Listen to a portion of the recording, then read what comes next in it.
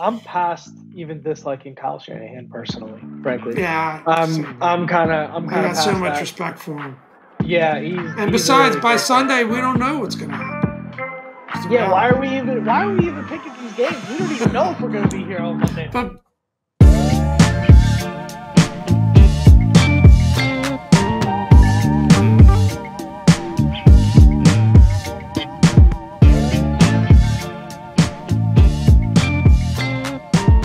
Pat, what's going on, man? you hear that sound? Mike is hot. Pop is on a heater. Pop is on. Is on a heater, baby. I love that. Yeah, if we had a Bada Bets or like a betting site power ranking, I think Pop will be close to the top here. Pop's cooking. Got to believe it. Got to be top 5. Top 2 in the Survivor pool, right? 3. Top 3. Okay, top 3 in the Survivor pool. Mid dispiace to whoever the third guy is. I forgot about. First place in fantasy. Cooking. Pop's on a heater. And scorching my FanDuel account. The world is out in front of him. It's going to crash and burn soon. Yeah, we'll see. Check back in with us on week 12. I would advise Pop, let the people know who's on your fantasy team, and anybody who has those players, trade them now before I got a squad. Back around. I got a squad.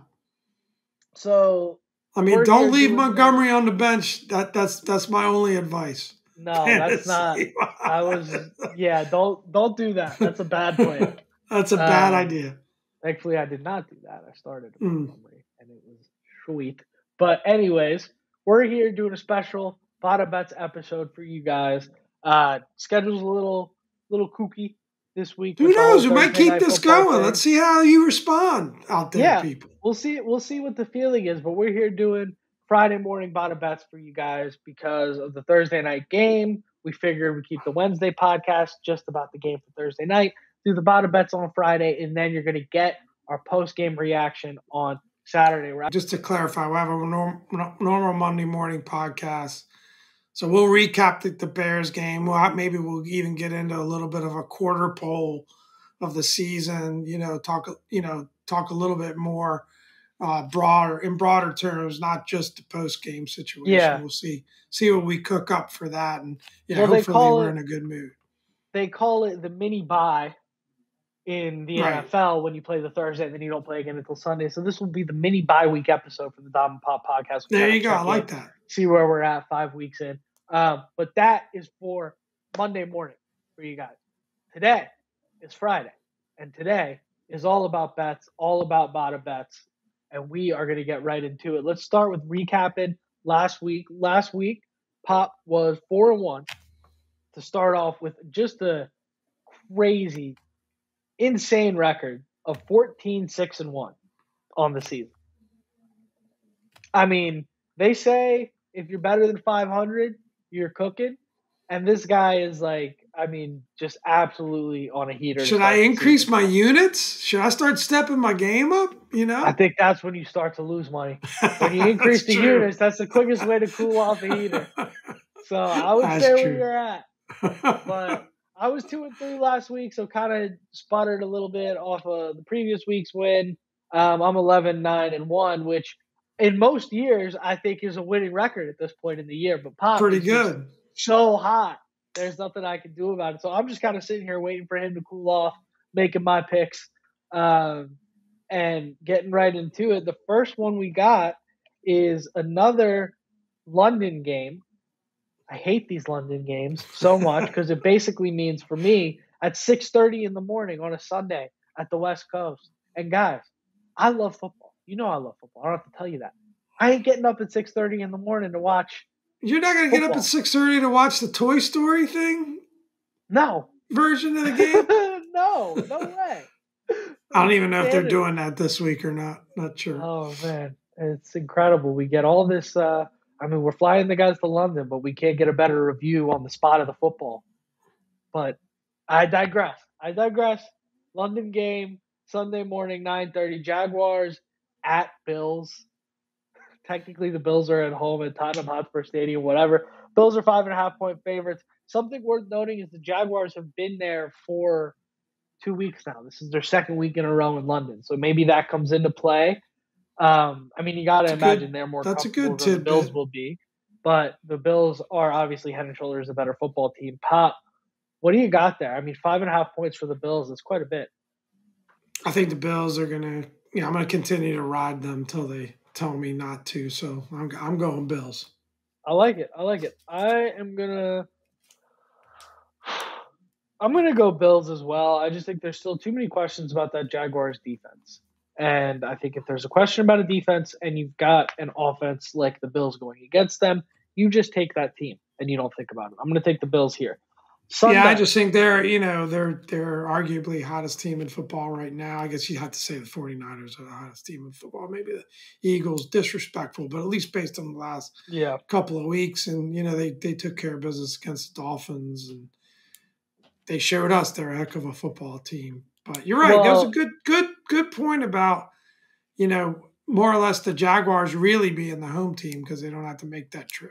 That's an interesting betting tip there for the people. For me, to bounce off what you said there, for me, the Bills are probably the best team in football right now. One of them. They're right in that conversation. Go back, check our power rankings from week 3 a couple weeks ago. You'll see it. It's right at the title. And I put the 49ers number 1, but I think when you start to think about quality of opponent, them beating the Dolphins, them having to face the Commanders, doing what they did to us, I think the Bills might have that edge, but who knows? Maybe we'll get into some. We might have been guilty of oversizing those Dolphins a little bit. You might have been guilty of oversizing the Dolphins a little bit. We'll look into that. That's right. I had them number 1. But I did pick the Bills to beat them. That's the tingle kind of took over. That's fair. The tingle took over. And when Pop gets a tingle, you gotta tail it. Tingle. Sunday, 1:00. Ravens -3.5 at the Steelers. What do you got there, Pop? Yeah, road favorites, huh? At the Steelers, Pittsburgh. Who would have thought it? But I'm going to keep riding the Ravens. Similar logic as the Bills. They look good last week.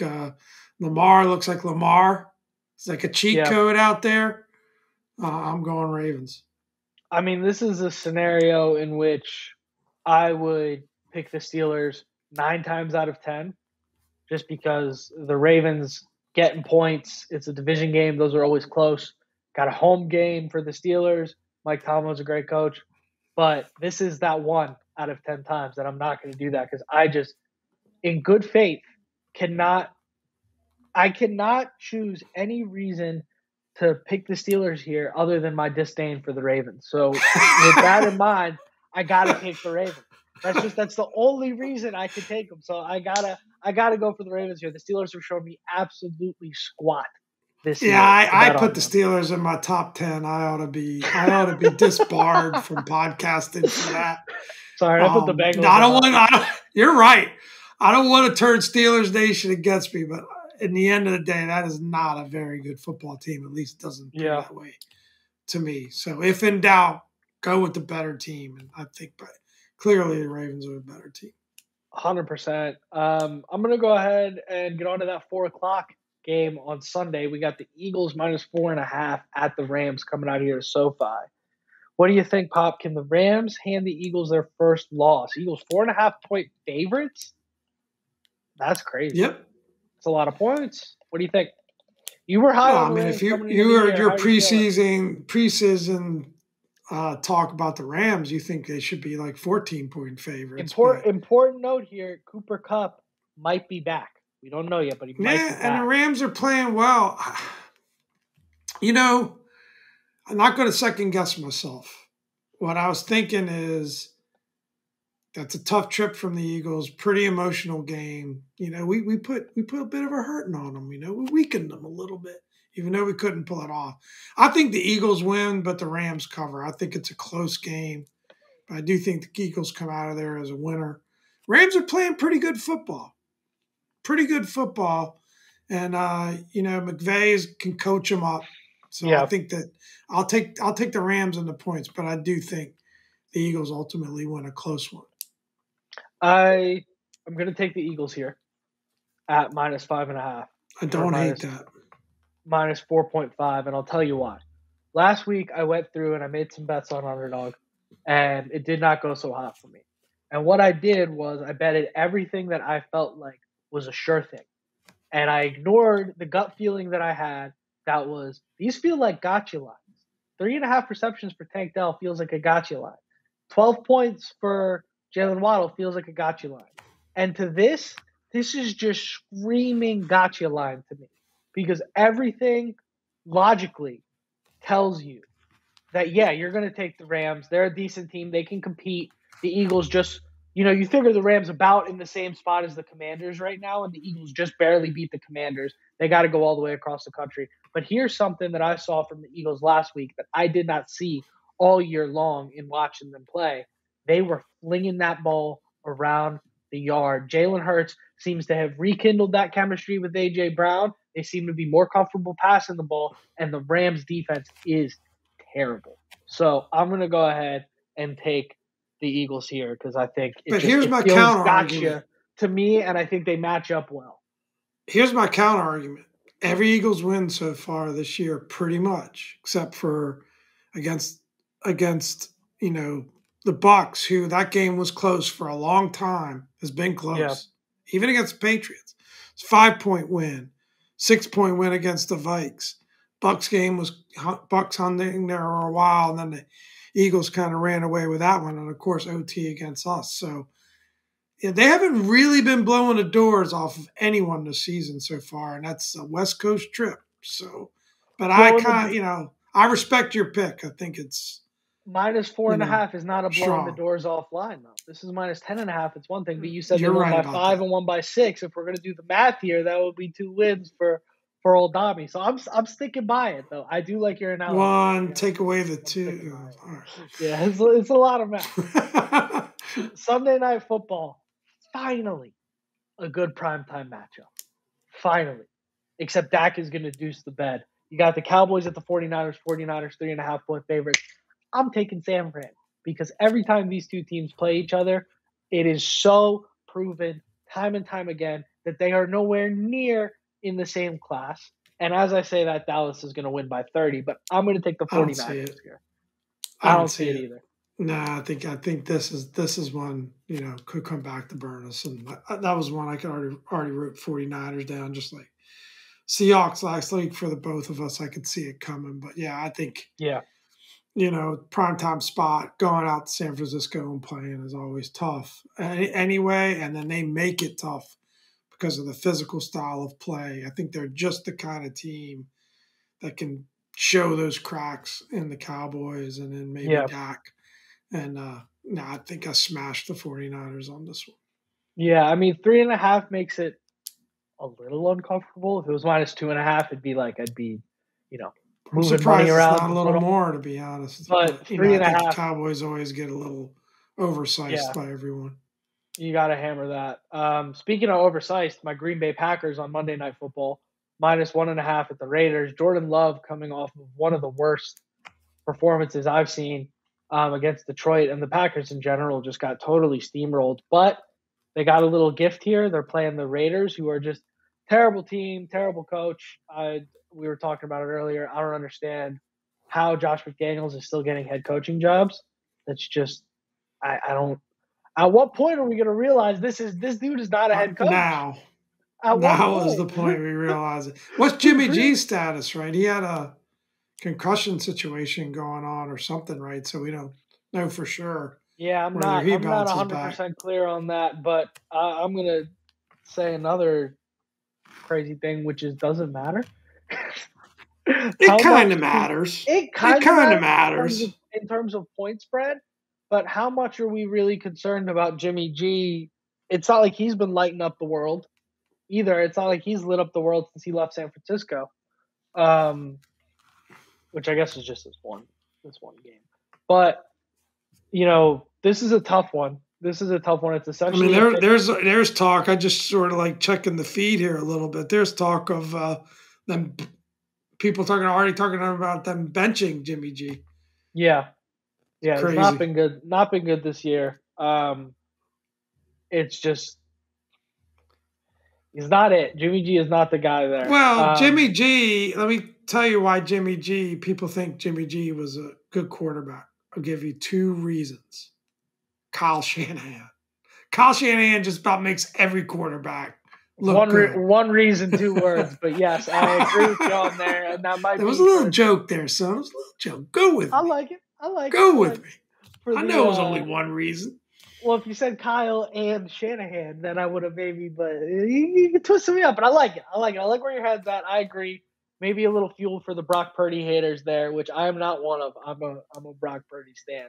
But anyways, that's. I don't think Brock Purdy is Brock Purdy with any other team. I think you got to give the kid credit. You got to give the kid total credit for what he's done.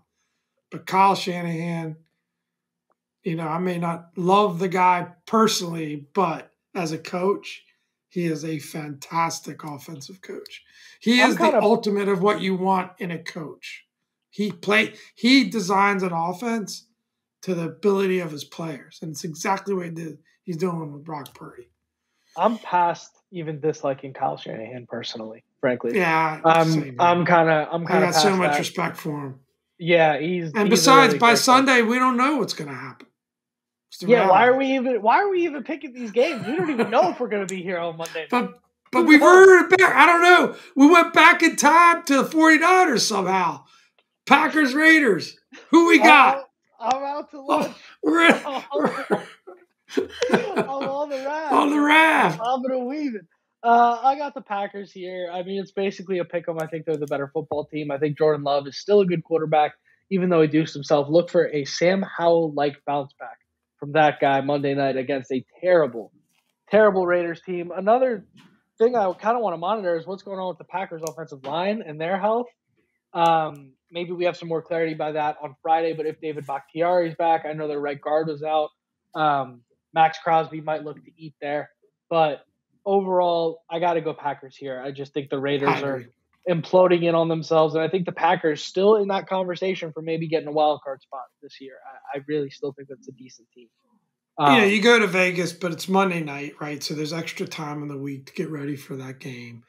There's going to be a ton of cheeseheads in those stands, right? I mean, almost every fan base travels well to Vegas. I was to Vegas, 2 years ago when we went to the Washington football team, I guess at the time, game there. I mean, it was amazing. There was burgundy in every section of the stadium.